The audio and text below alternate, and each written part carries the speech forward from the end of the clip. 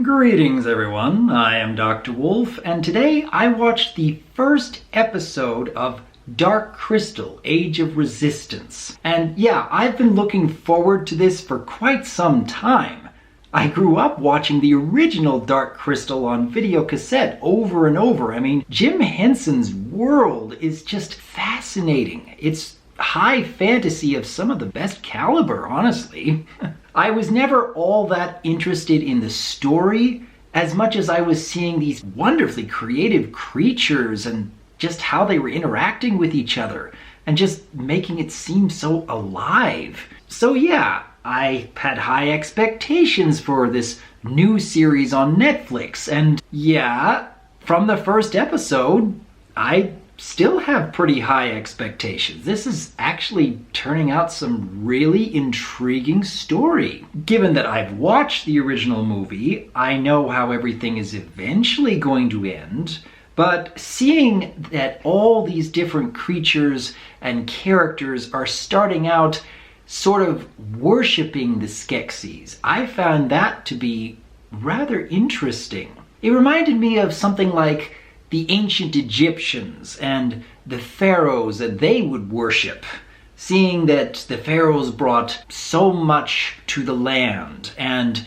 blessed their crops and knew things beyond of this world. It gave me that similar kind of vibe. Now, I'm not going to go into any major spoilers, and yes, I've only seen the first episode of, 10 in the series thus far? But from that initial watch, I was just so fascinated by what they've been able to create with this. A return to practical effects when we've been so used to nothing but CGI in film after film after film. It's a breath of fresh air. When I'm watching a lot of other movies of today, when they have CG characters interacting with real life characters, there's always some part of my brain that is never able to register that that's really there, because it never feels like I could reach out and touch it.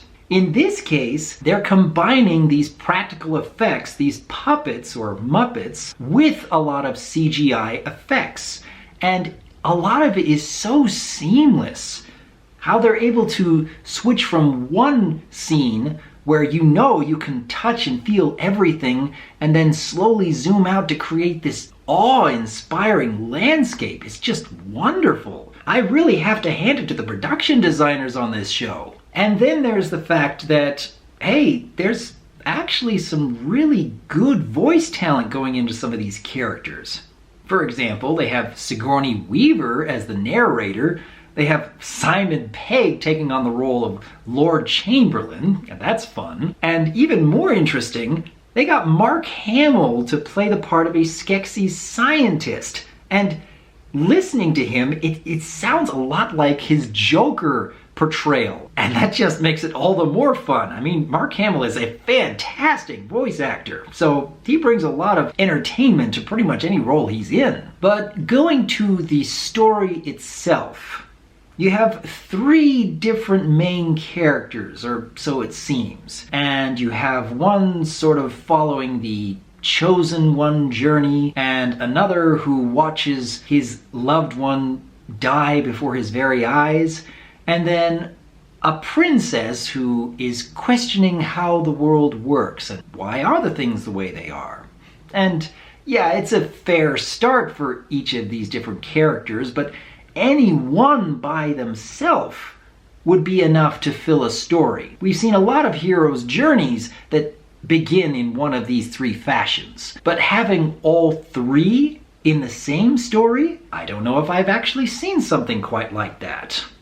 I mean, coming from different clans of Gelflings and trying to integrate different cultures, because you have one clan that lives entirely underground, and I have to say, this underground sequence that they showed in just the first episode, that was amazing. And then having to see this character who has lived her entire life underground suddenly be raised up to the surface and realizing, well, she doesn't know about stars. She wouldn't know how to see in the blinding sunlight. And yeah, I do find that rather interesting. And then there's some really creative touches that the designers really didn't have to implement in order to create this intriguing world, but something like this coach or this car, how it moves, that is really engaging.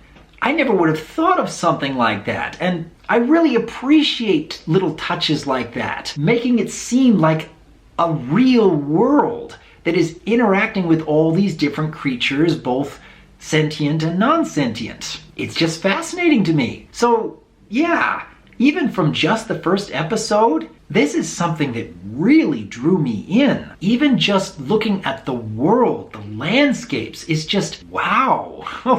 I grew up watching the original Dark Crystal. So yeah, there is some nostalgia at play here. And yes, I have a lot of respect for its original creator, Jim Henson, who put in a lot of his own heart and passion into this original work. And I really think that thus far, the creators of this new series have given a lot of justice to Jim Henson's original creation. I hope that this series is going to keep that level of respect going into the future, but thus far, I am impressed. I will say the only thing that's just a little bit distracting is I can tell the puppeteers don't have quite as much subtlety in their expressions and movements as Jim Henson and Frank Oz and many others did way back in the day. I can tell that they are pretty good at what they're doing, but there are still many scenes where it just feels like the puppeteers are moving characters' mouths and not doing a whole lot in showing expression beyond that. But it's only in a few scenes here and there. Overall, I think that combined with this fantastic world building and even some really engaging music that's